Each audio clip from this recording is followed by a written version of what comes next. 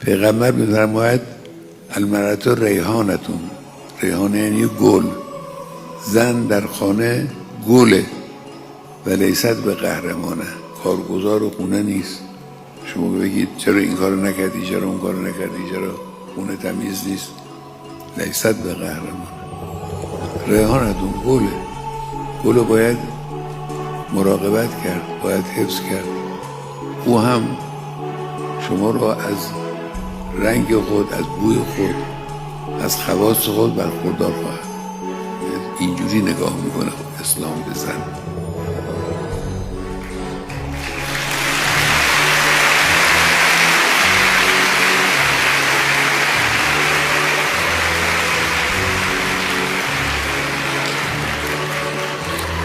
یک جا